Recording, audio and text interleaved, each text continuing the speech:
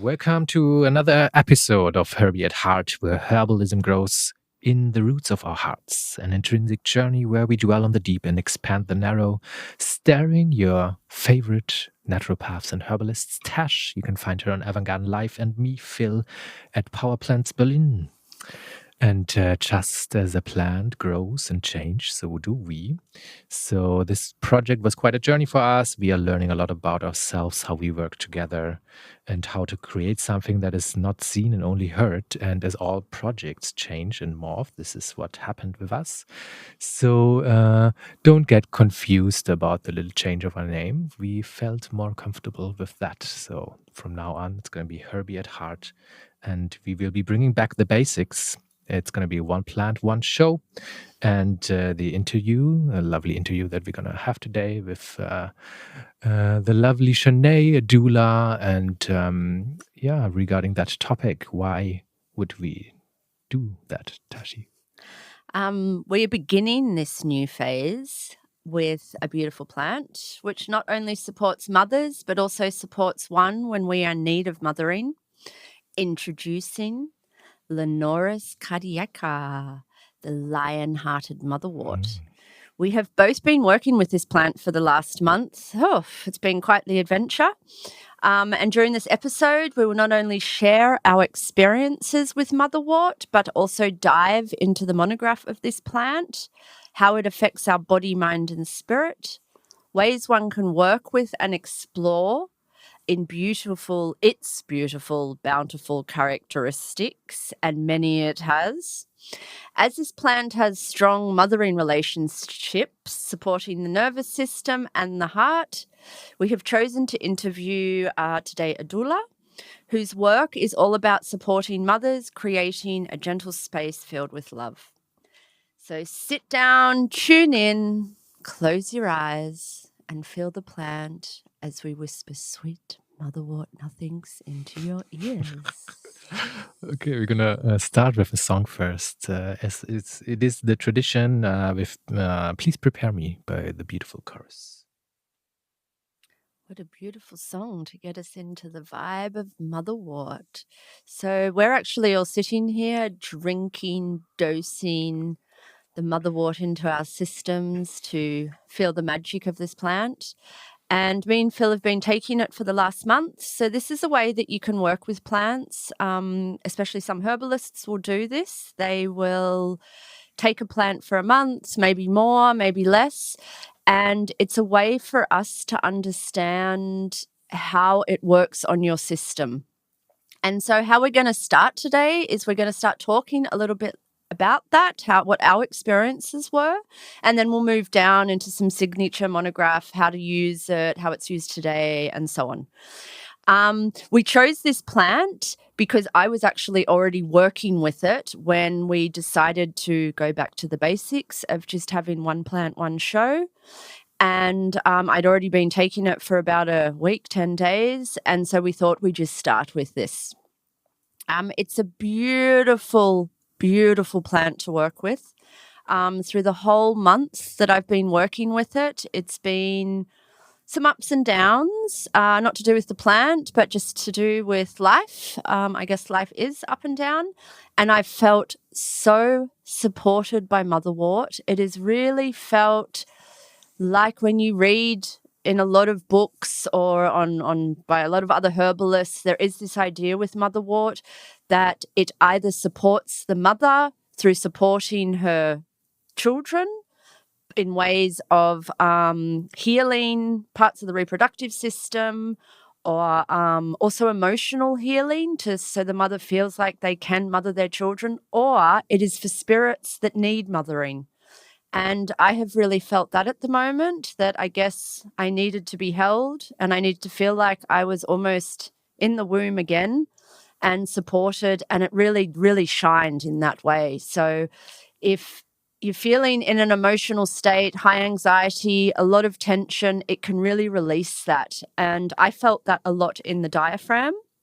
I think it I can't say for other people, and it might move out in other people, but for me, it was really in the diaphragm. Every time I took it, it just moved so quickly down to this space and just released it. It was quite extraordinary how quickly it worked. Another thing that me and Philip were actually talking about before we started the show, which we both noticed, is how much it has made us sweat. And also not just the sweating, but also the urine that is coming out. Everything that has been excreted out of our systems is like a smell that I thought it was somebody else. I was sitting in some spots and I was like, oh, that smell, like someone's got quite strong BO. And then I was like, oh my God, it's me. And you were talking about having to change your shirt. Yeah. I was quite surprised by the detoxifying power that the plant has. I was not expecting this. Yeah. And it's interesting that you're saying it was in your diaphragm. For me, it was more the heart region. But what I find quite interesting when you look at the name of the plant, which is the Leonurus Cardiaca. So it has also the Leo, the lion in it, which stands for a power. Like that is often the fire related to the diaphragm, to the third chakra, to the solar plexus. And then Cardiaca, also the heart inside, the ability of the plant working on the heart. Yeah. So it makes a lot of sense that these are the two regions that it's working on. For me, when I took it, it was really the next day after you gave me some of your tincture. I took it with me, and I took it the next day in the morning, and the whole day I had this opening of my heart region. Sadness coming out in a way, like being able to express emotions and just feeling very open towards the world, but safe at the same time. It was a very beautiful sensation, and it went on going for like that for quite a while. Yeah, that was what I also found that quite extraordinary, this idea of being able to be very open also in the outside world. And as most people know, we live in Berlin. It's quite a full-on city. It's got this very like darkness to it, but also this lightness. It's some interesting energy that's here. And to be able to walk the streets, I think, in Berlin with this like opening of the heart, but feeling extremely protected, for me was quite extraordinary. And all of a sudden I started to do things which I hadn't done since I was a teenager. And I found that really interesting with this plant, that I started to I started roller skating again. I mean, I used to more skateboard, but I was like roller skating. I wanted to meet friends. I felt more power too. I felt this very soft, feminine, but very powerful power that, and not feminine as in because I'm a female. It was, I think everyone could access and feel that. It was like this lion idea protecting their cubs. Yeah, cool. It was it was really beautiful. A well-protected child that feels free enough to explore the world, which is like the basic need of everybody, and the most positive outcome that we could have or experience as children. Yeah, great. That's pretty cool. It was a pretty cool experience. It always is with the plants, but I hadn't had much to do with Motherwort until now, and so it was a lovely plant to come in, to work with as the first plant in this new way that we'll be doing our show. Yeah, and I guess we're all relaxed here because it also does relax the nervous system. Yeah, it does, and relieving cramps, spasmolytic, very good. I tend to have like a what do you call it, a digestive system that's quite active, and for me it was really, really helping to release like cramps and any kind of that sort. It was the plant that's used for morbus Röhmheld, which is basically a condition where you're gassing so much inside the body that the gas is going up your whole system, and you even can have kind of heart diseases, angina pectoris style, but it's coming from the gas that's loading up in your system. And beautiful plant to work with that, which is quite interesting, isn't it? The gases forming, pushing up into your heart and causing heart issues. Yeah. Also, what I just realized, like the homeopathic remedy that you would use in that sense is lycopodium. So it's the basic idea of that is like feeling small regarding to the world, and because of that, I have to treat the others in a certain way because of my feeling of being small. And the connection between those two plants and the remedy is quite interesting, actually. Yeah. It's funny you say that about the being small, because when you look at the doctrine of signatures, which I think we've talked about in another show, which is where we look at a plant and it can show us what what it kind of can represent or how we could use the plant. And the motherwort is quite a high plant. It can go up to about 10 feet. And what is that in metric system? 10 feet? Oh, I don't know. Why? Who's using feet? Okay, 10 feet. Well, we won't be talking about that here. You can look it up on your computer. Everyone's got a phone. Google it. But it grows to about 10 feet, which is quite high for a mint. It's in the mint family, for a mint family plant. And it's the idea that it stands above a lot of the other plants, almost protecting them like a matriarch. Oh, that's cool. And I find that interesting with this lycopodium, that it would be interesting to put the lycopodium together with the motherwort, because then it's the opposite. It grows so small and cannot go above the usual size anymore. Exactly. It's 3 meters, by the way. I just looked it up. Okay, so 3 meters. It's big for a mint plant. We're going off topic there a little bit with the lycopodium. Yeah, but not really. Let's dig into the signature and a little bit of the plant. Yeah. So what I find interesting mostly, not mostly, but what is my special field, because I love researching this kind of thing, is the etymology of a plant. And with that comes a lot of mythology. And I would like to elaborate a little bit on that. You go for it, girlfriend. Thank you. Okay. So there's this name that we have, it's called Leonurus, right? So it's the Leo is the lion, and from Nurus, or Urus, is like the tail. And so it's called the lion's tail, which was first given in the 17th century by this botanist Jacob Rey. Later being described by Leonard Fuchs, also famous botanist. And the second part of the name is Cardiaca. So there's a relation from Greek cardia, to the heart. So we have a lion's tail on the one hand, and we have the heart relation to the other side. And if you look at plants that have certain names and then animal names, they most often have a very strong power. Like the Taraxacum, the dandelion, very strong plant that gives you a lot of courage, for example. You can use it as a courage plant, also great for your liver. But in this kind of sense, it's a super powerful plant. Or the Allium ursum, Bärlauch in German. I don't know the English word. What do you call it? Wild garlic ramps. Wild garlic.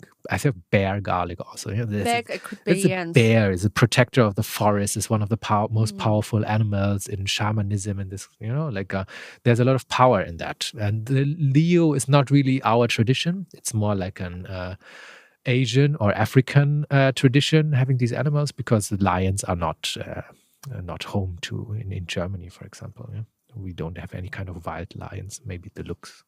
Anyway. Maybe the people, yeah. So the oldest representation of a lion was found in a Swabian cave from the Euratines, which is like 35,000 years ago. And there's like a man, mixed man with a lion's head, and half man, half lion. So there was already like the idea of power, like the transformation. There's also the idea of being berserkers, men or people who are able to transform into beings and animals, and they have this kind of power. Leo is always like connected with power. There's the Nemean lion that Heracles is fighting. He's invincible, and he has to strangle him to death. Like, that's the only way how you could kill him. Jesus, they call it the Lion of Judah. So that's also a very powerful thing. And in alchemy, there's the green lion on the tabula smaragdina, which is standing for the vitriol, which is like basically a synonym for the philosopher's stone. And I brought you these 2 beautiful tarot cards, the 11 and the 21, the world, and the strength card. And in the Christian tradition, there's the angel, the bull, and the eagle, and the lion, representing the 4 missionaries that you can find on the world card. And these elements appear as a basis for understanding 4 suits or the symbols later in the minor arcana. And also the lion represents the climax of creative energy, of desire, that leads to wild potential, like conscious creation. And if you look at the other card, the 11, the strength card, which is quite interesting, there's a woman with a lion, and she is basically, she has the power to interact with that lion. And if you look at tarot in general, I have the Marseille tarot, but if you look at the Marseille tarot cards, the only animal that is described with that kind of power that could or is actually eating flesh in humans, it is the lion in the strength card or in the world card. So there's the connection between the woman that can find harmony, representing the noblest dimension of the soul, where the power of miracle passes. And if you combine that with the idea of strength and the Motherwort, it is a plant that gives us the strength back. And we have that with the dandelion. That's a courage plant. It's a female plant as well as the Motherwort. There's a strong connection to the mother. And it's very interesting that strength is actually represented by a female with a lion, it's not a traditional view, the man has to be the strong one. No, it's the courage, it's the power of a mother. It's the lionesses that are feeding their cubs. They go hunting. It's not the lazy male lion waiting for mating or something. And I like that very much because that is what I felt is representing in the Motherwort plant. There's a lot of power, there's courage, there's integration, there's balance. And this is what the card stands for. Yeah. Yeah, I find that interesting also that it's just come to my mind looking at the card and the way you're explaining with this lion idea with the mother is it's almost like this mother is the only person who can control that power. Yeah. And that was almost what I felt with this. It had such a power, but it was such a soft power that I didn't need to be like that. It was more like, I don't have to show anyone this power. It's there and it feels very controlled and very zen. Yeah. It felt very zen, this power. It was quite interesting. And it's funny you say about the Leo because this plant, it's ruled by Venus, but it sits in Leo. And so it's Venus sitting in Leo. And I find that very interesting because Venus is a relaxing, like a lot of Venus herbs, they'll be more like these relaxing, which it relaxes the tension. And the Leo is, of course, is for the heart. And this plant does that beautiful, relaxes our heart. And so it's always interesting to look, as we've just looked at, like the representations of certain aspects of a plant, not just looking at a plant biologically, but also looking at it mythology and looking at it, what it's ruled by, the elements, and you can learn a lot just through that without even taking a plant. Yeah. Which I love, of course. Me and Philip love this kind of side of herbalism, of experimenting and playing. Yeah. And of course, that's only one side because there's also the scientific side that we there's a lot of information on that plant, not as many studies as I would love it to be. Because as we talked about last episode, there's always a little bit of problem with funding of herbal studies. But there is quite some, and there's a positive monography of Commission E that we introduced to you last week. So there's actually information and advice how to use that plant, and that's mostly uncramping and also regulating heart, not diseases or like heart dysregulations that are connected to hyperthyroidism.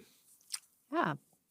And we will go now into a little bit of monography. We're not going to, of course, we don't have enough time to talk about some plants. You can talk about more, some less. You use the aerial parts of this plant, the energetics. It's quite cooling and drying, but interestingly, there's a few schools of thoughts with this because I personally found parts of it in my body quite warming and stimulating almost, and like with this sweating, so it's a bit of a diuretic, a diaphoric, which is what makes you sweat. And it was almost like it was neutral. It's almost it did in the body in what spots it had to do, whether it needed cooling or warming. That was sort of my experience with it. If you read about it, it generally is a cooling, drying plant. It's bitter and aromatic. I didn't personally taste a lot of the bitter, which we found quite interesting because Philip, he could really taste the bitter. And sometimes if you're not tasting some of these things, it could be that you need it. And I really just sucked in this plant this month. I was just like inhaling it in every aspect. So yeah, obviously my body was really, really needing it. Generally, they talk about it being used a lot for nervousness and anxiety and tension and everything related to that. It's almost like that's an above part of the plant, and anything under it, digestion, reproductive, the heart, anything where there is this tension and anxiety, you could always think about motherwort. And not just physically, but also emotionally. If you have someone who has really high anxiety, is not sleeping, has got some digestive issues, this could be something that could come into mind. PMS, someone who's got tension with the PMS, is anxious when they get PMS just before they get their period. For anyone, some people may not know what PMS is. It is just before a woman gets their period, and they can have all sorts of things going on. High emotions are running wild. Could also be, you could be thinking of motherwort. Yeah, used for reproductive, menstrual issues. I mean, the list really does go on. There's a lot of information about this plant. Herbalists love it. Patients love it. We love it. And yeah. Yeah, maybe a little bit about the phytochemistry still, so we have an idea of how it works. So it's has a kind of flavonoids in it, what are basically plant or the ingredient that colors the plant, like rutin or quercetin, and also there's iridoids that interestingly, like the plant uses these kind of compounds to get rid of attackers that want to eat the plant, for example. So they have antibacterial, antioxidant, anti-inflammatory. This is how they work. Yeah. So of course that's how they work for the plant, and the benefit for us is that's how they work for us as well. So with these kind of ingredients that we can isolate from the plant, we have a certain idea in the scientific research on how we can use it also inside our body. Yeah, I think that's good for the monograph, isn't it? I mean, we'll hit on it a bit more. I think we should play a song. Yeah, I think it's also time for a song. I have prepared something. Song time. I have a very nice idea. I'm going to play the song Tin Man by America, and it's about... you remember the story Wizard of Oz, of course, right? And there's the Tin Man that thinks that he doesn't have a heart. Oh! But actually, he always had one. I loved the Tin Man. Yeah, everybody loves the Tin Man. So here's Tin Man by America. Lovely America with Tin Man. So we talked a lot about the Motherwort now, and we want to transition now to interview that we're having today. And the interview today is going to be with a doula, and I want to explain a little bit the connection that doulas and Motherwort, they share a profound connection in supporting the maternal health and well-being. And the doula provides emotional and physical support during pregnancy, labor, postpartum, helping to create a nurturing environment. And at the same time, this is kind of what Motherwort is doing. And it's traditionally used to ease anxiety, promote relaxation, and support uterine health in our Western medicine. So it's a very important and a valuable ally for expectant and new mothers. And yeah, together, the compassionate care of a doula and the calming properties of Motherwort can empower women, fostering a holistic approach to childbirth and postpartum recovery. So we're excited today to have Shanay join us, internationally certified birth doula and co-founder of Mama Moon, where they offer postpartum snacks. She has an original background and approach to her work, based in Berlin. Shanay has supported families across Europe, Australia, and the UK, drawing from her own experience as a mother of 3.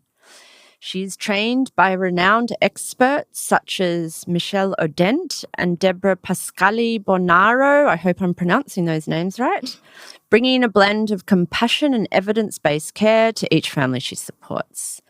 Her holistic approach includes everything from childbirth preparation, postpartum support, and placenta encapsulation, which I find personally extremely interesting.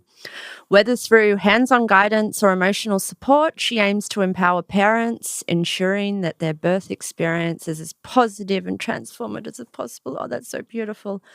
She has a deep passion for natural, respective birth practices dedicated to creating a nurturing environment for both parents and newborns. Oh, we need more of you, Shanay, in our world.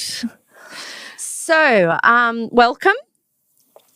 We're just going to jump right in. We'll be asking a few questions and you just tell us what you think.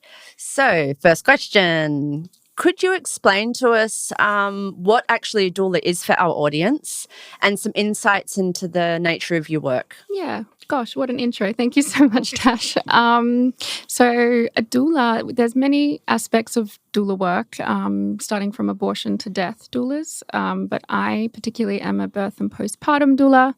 A birth doula, I personally work, I'm like a professional friend guiding you through this 9 months of madness and preparation. And yeah, I'm that like professional friend that knows a lot about birth. So you can, like, my WhatsApp's open, my calling is open, you know, that no question is silly.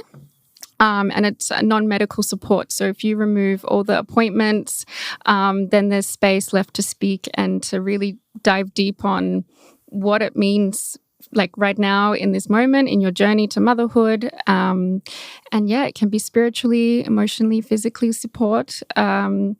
Yeah, it's pretty deep work. And a postpartum doula is, I like to say, like a mother-in-law minus the emotional baggage that knows a lot about birth. So I go in, I cook you warm meals, I massage your empty uterus back to,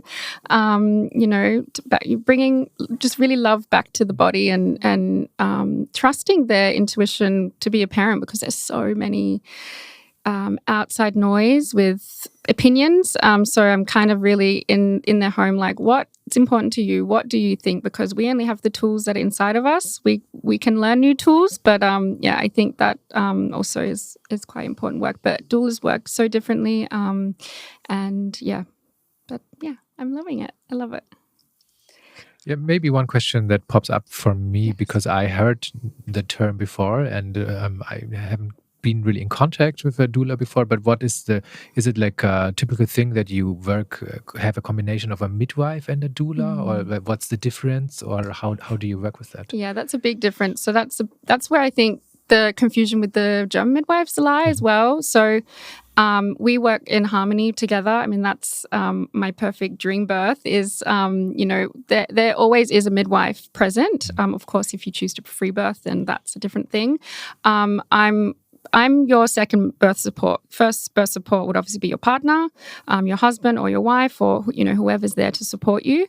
And I will be that second support. So I'm that third wheel, encouraging your partner to support you at your own comfort level, right? Because most of the time, dads or moms are kind of like, oh, I don't know where to, like, you're going through this journey too. And if you've got a 24-hour labor, you're exhausted. So I'm reminding them to rest as well, the partners. But it really is, the midwife comes in, we're all working together. I'm not taking her away. She could never do what I do. I could never do what she does. We need more midwives. That's the bottom line. So I'm just guiding, I'm suggesting things during the birth, because midwives aren't in the room the whole time at hospitals, right? So that could be up to 3 hours that we're alone in the room. So I'm like, let's try this for 10 contractions. Let's try that. So it's just guiding. And sometimes I'm just sitting there holding space, and really just like the fact that someone else is there is really nice to know. I've had a doula, 2 doulas at my own births as well. And it's not for everybody, but I think when you're missing something and you know that your support could be better, I think that's when people start to explore the work of, having a doula, or you're not getting the support from your doctor or your midwife, unfortunately, So you're like, well, I can't walk this alone, being pregnant is a very community-based thing as well. Yeah, beautiful. So I feel like I need a life doula. Yeah. Someone holding my hand, guiding me. Come with me. Come with me. Rub my feet. Yeah, and doula is, it's a Greek word for a woman slave. So it really kind of is what, I'm a mother helper. You know, I'm like, whatever you need.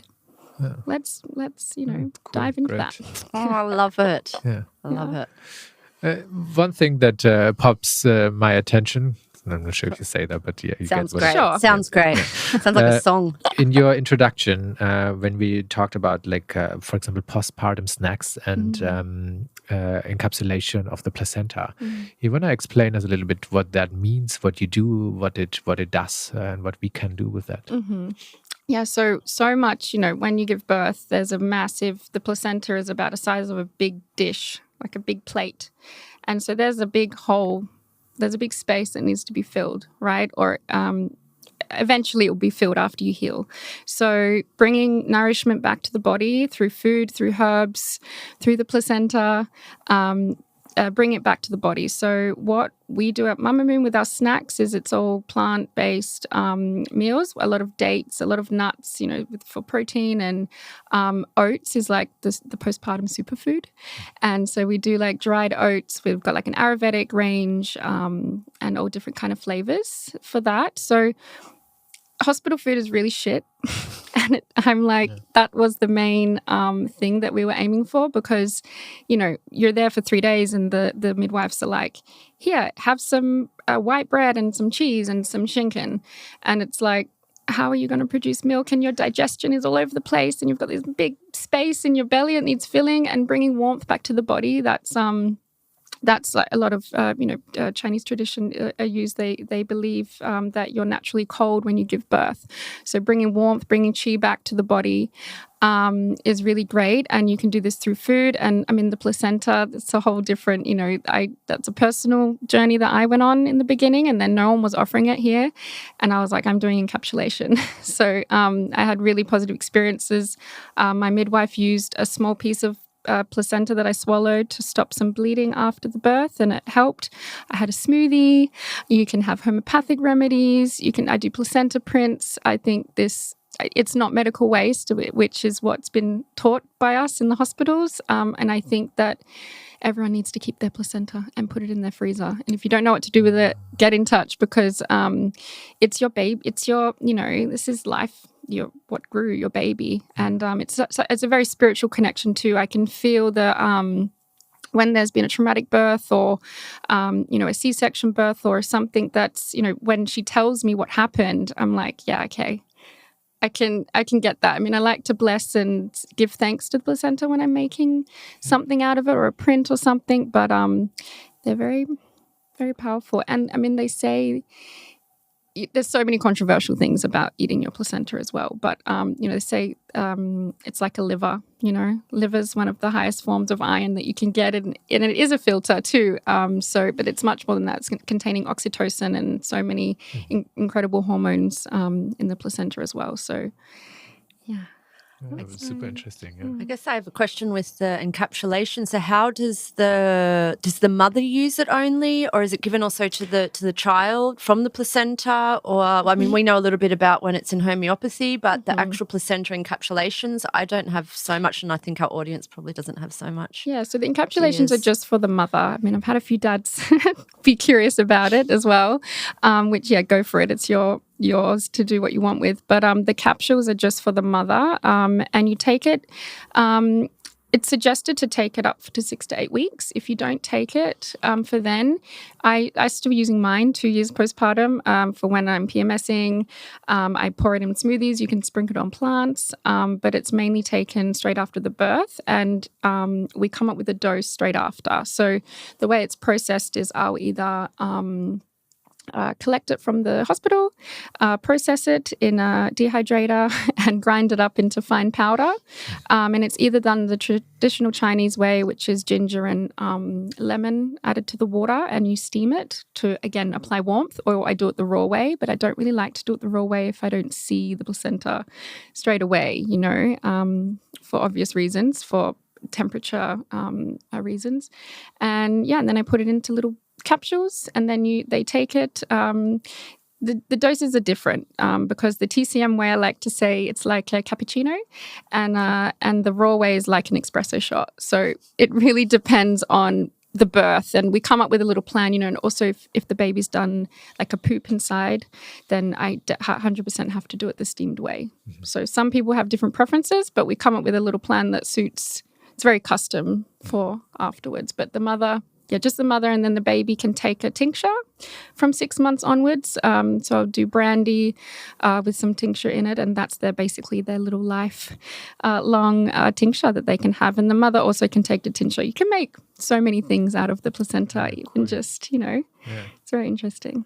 We love it that you're making the Yes, medicine, it's because we're amazing, such medicine makers, and I think it's very interesting, that work, and working with like an organ as well, something that we don't work with so much in our work is in body organs, but we treat the body organs. So it's quite, I like the connection there with the... also the idea of that it's something that you have your life long, that it gives you, maybe brings you back to the state of being nurtured, and that is a beautiful connection to the plant that we are working with today. So super cool. Yeah, I guess in saying that, do you work at all with herbs in your work? Have you worked with Motherwort before, or? Yeah, so I mean, as a doula, I'm unless you're a herbalist or a naturopath, that's kind of where we have to kind of draw the scope-ish, But of course, I give gifts with like yoni steaming, containing this gorgeous plant, and tinctures. I love postpartum tinctures. I took it myself after baby was born, and it helped a lot with my regulation of my blood flow, and I don't really. I love making teas and stuff, but it's mainly with nettle leaf and red raspberry leaf tea. But this stuff is really powerful, so I'd rather buy it with a lot of mixture, and I don't have quite the knowledge to mix like 4 or 5 herbs together. But if they are needing further support, I would definitely recommend them to a herbalist or a naturopath to explore like a bit deeper. But usually what I buy them like in a tincture form or in a tea form, that's enough to support them. But I mean, there are also 2 wonderful herbs to be using, the nettle and the raspberry leaf within pregnancy. Yeah, the nettle is just an iron boost, isn't it? It's amazing. And a lot of people don't think that they need red raspberry leaf after birth. And I'm like, that's when you really need it. They're taking it through pregnancy. But I'm such a believer in taking it after as well. Yeah. And I had some like... my midwife prescribed the Motherwort tea, because I had some like dryness in the vagina and like a bit of still cramping a bit, and she gave it to me, and it was just incredible for my second daughter actually. And it turns out there was some like after 3 or 4 weeks, I think it was after 2 weeks, there was a bit of like placenta sac left inside. And it was so interesting. I took this tea regularly. I had to do it 3 times a day or 2 times a day, I'm pretty sure. And just plop. So you can use it for this, actually. You can give it to the woman actually just after she's given birth, like literally within the birthing room. You can start giving her the Motherwort. If they don't want to take it, it can be rubbed on the stomach, on the uterus level, over about a 5-day period, sometimes longer for some people. And what it does is it stimulates the uterus to release anything that's not wanted in there, a little bit like the detoxing, which we talked about, but on a very localized area. And it also at the same time heals, and the microbial part that you were talking about, it allows the uterus or make sure the uterus doesn't get any infections, which is very interesting that for you it even came like it. Yeah, it worked. I wasn't sure the other combinations, but Motherwort was the main focus on that, and cramp bark and something else. I can't remember the other ones, but it was a really beautiful blend and it worked. So, yeah, I love it. Yeah, great. Yeah. One question that we like to always ask our interview partners when we work with a certain kind of plant is if you would envision the Motherwort as a plant, or like if you would personify it, do you have a picture of the plant itself? How would it look if you had to draw her in person, style, or whatever? Yes. I was thinking like she's very intuitive and she walks barefoot. And so I was thinking like I mean, I love Pocahontas. And I really think like she's Mother Earth, you know, to me, you know, with the willow tree and with, you know, her like, I don't know, just the thought of her like, you know, where she came from and her story. And I don't know, I think that's who I envision of as the Motherwort. Yeah, beautiful. Yeah. Yeah, makes sense. And her I love long, that. beautiful hair. Yes. And just the, you know, the whole, like just walking barefoot everywhere, I think, because that is the mother, you're grounding yourself and she's very grounding and courageous and, you know, like a little lion, like you were saying before. Yeah. That's who I Cool. envision that. So we are coming to an end of the show very soon. So is there anything that we would like to share to the audience, that tips, advices, anything you want to put out in the world that you want to share with? God, too many. No. Where do we start? Save your placenta. I actually liked this idea, what we talked about just before we started the show about home births, what you mentioned there. Yeah, I mean, I think when I mean, if you are pregnant or you know someone that's pregnant, I think I would really encourage them to explore all aspects of how you give birth, because there's many wonderful different options in Berlin, especially, you know, hospitals, birth centers and home births, and there's incredible midwives. It's all covered by your health insurance as well. Ding, ding, ding.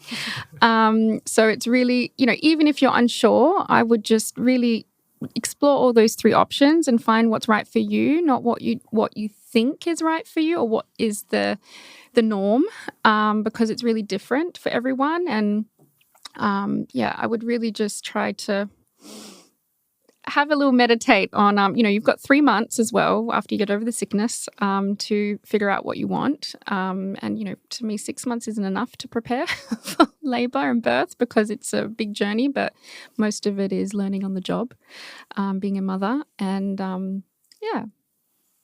So grab the courage, grab a little bit of Motherwort, sit with it, and you'll know what to do. Yeah, get a bit of the lion heart from her. Yeah. Yeah, sounds great. Yeah, Shanay, thank you for being here. Thank you for teaching us about the way that you're working. It was very, very interesting. And I think for the audience also. We will provide all of you out there with all the informations in the show notes. You will find her Instagram. Maybe you want to say your Instagram, where we find you. Yes, Shanay, at Shanay the doula. And then it's Mama Moon, MAMAMUUN for postpartum snacks. Okay. So find her on Insta and the website. We provide you with all the information that you need. And now we have a song. Yes, you brought us some kind of music also. And now let's dig into that. I have a little bit of a problem pronouncing it, but don't worry, I do as well. Yeah. It's by Sigur Rós, I think. Yeah, Sigur Rós. It's a Swavengrundor Inglar, maybe. But there is a little angel, baby angel on the picture, so it fits perfectly. So here you go. Thank you, guys. Welcome back. And we'd like to thank Shanay again for that wonderful, informative interview. And now we are going into recipe time. So today we have a bit of an interesting recipe. It's actually a dish which Philip found, and it's something you can eat. And traditionally in the Hakka community, which is in Malaysia, it's given to women, and I find this term a little bit triggering, but I'm going to say it. They call it during confinement periods, which for them, and it could be a translation probably from one language to another, it's when a woman has given birth and it's basically the postpartum period. And they are confined, I'm doing air quotes, and then they are looked after basically. And this is the dish they traditionally make for this woman in this time. And it has, of course, Motherwort in it. So it's traditionally made with chicken. It's all right for everyone out there who doesn't eat chicken. I'm not a chicken lover myself, but you could replace it with tofu if you wanted. We will put the recipe, of course, online as usual. I will just quickly talk a little bit how it's made. You get chicken, quite a lot of Motherwort. and you roast the motherwort, which I found interesting. So you roast it until it's like not too much because you don't want the bitter qualities to come out, and ginger is used. So basically all that's in it is the protein part, the chicken or the tofu, the motherwort and fresh ginger. And you use quite a lot of the motherwort and ginger. And it's basically like a medicinal soupy kind of stew that you make. And then they make it and then they give it fresh with rice to the mother. They also, I found, as I was researching this recipe, I found that there's also a similar one in the Philippines. Mm-hmm. They kind of make it a little bit more fancy because they're adding things like fish sauce and oyster sauce, onion, garlic. But this original recipe we found was super simple.